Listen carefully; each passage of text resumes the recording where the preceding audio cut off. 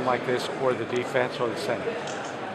I think we look at it as both, just because when you play in a BCS game, there are holes on the other side, so it's not, sometimes you may be in a game and it's a little lopsided, like, hey, we'll score some points, but, it's really incumbent upon our defense to play well, and we got a shot at this thing. And they're so well coached on both sides of the ball, and really for us, a lot of attention to the special teams. They lead the country in returns, do a great job at it. So I think the challenge for our defense going against Colin Klein in that group is a big one for us. And then obviously, Arthur Brown and what those guys do on defense is big, and then really they return game. So I think all three phases, when you get to this level, you're playing a 4 versus 5 matchup, or whatever the teams are right now. There's really not a hole in their team. And that's what makes the challenge. I think it's a complete football team. And there is time to make a lot of changes if you so desire. You have to worry about that too. Do you worry about that? Yeah, you do, and I think that's what makes every coach crazy, because you got so much time to think about it.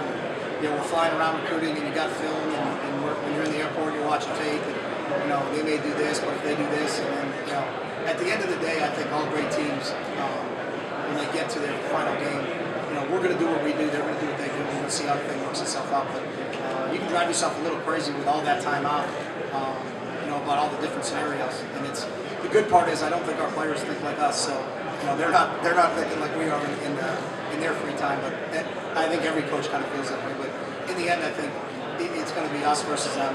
We're going to be what we've been all year long. They're going to be what they've been all year long, and we'll see who wins. K-State was so solid all year long, with one glaring exception, the Baylor game. What have you learned from watching that tape that you guys are going to apply this week?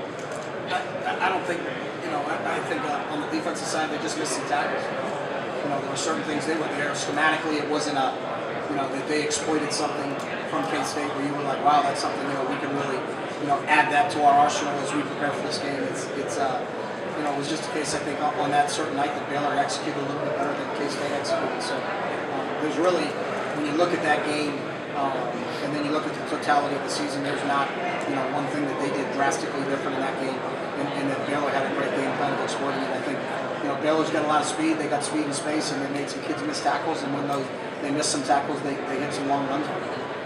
It didn't really happen the rest of the year. They did such a good job of tackling in the open field that they really negate long runs. And when you really break the game down, it wasn't a sometimes you look at things and it was a schematic advantage. It wasn't a schematic deal. It was just an individual breakdown here or there, and that's a difference in a play resulting in a 6-yard gain or a 60-yard gain. Playing a team like K-State that was in contention for national titles, that made it a little easier. That disappointment with both teams, and this bowl game with both teams. No, I don't think so. We lost a game to Stanford, but we had another game next week. We had to go play Oregon State, which was a highly ranked team, and we played them up at their place in a real hostile environment. So, I think K-State had another game to finish, so it's the same exact thing. K-State played Texas at their place, who was a national ranked team. So, I think both teams put that away probably the day after they lost it. So. Coach, can you explain your team's ability to score quickly all of the touchdowns in 90 seconds or less? You did it pretty much all year. Yeah, we got really fast players. That if you give them a crack and you miss a tackle, that they can make you pay for it. So, our success on the offensive side of the ball is very much personnel driven. We've got some special kids, D'Anthony, Kenyon, Josh Hoff, Colt Maera, our quarterback, that if we give them a little bit of room, that they can make it pay. To the left, coach. You talked a lot about how fast your offense is and how explosive they are. How important is Deion Jordan going to be as a factor in this game?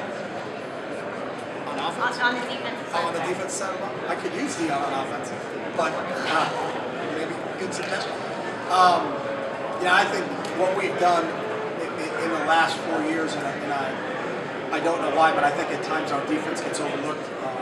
They've been outstanding, and you can't win as many games as we've won over the last 4 years without playing great defense. It's not just a one side of the ball show. Obviously, I think the amount of points you score really get publicity for the offensive side of the ball. But to win 3 straight conference championships, to be the 4 straight BCS games, you got to be great on the defensive side of the ball. And Deion and Kiko Alonso and Michael Clay and that group of guys there have really been, the cornerstone of what we do. And I know he's excited to play his last game, really back in his hometown. you know, after coming up to our place 5 years ago, and it's I know he's going to be ready to play this game.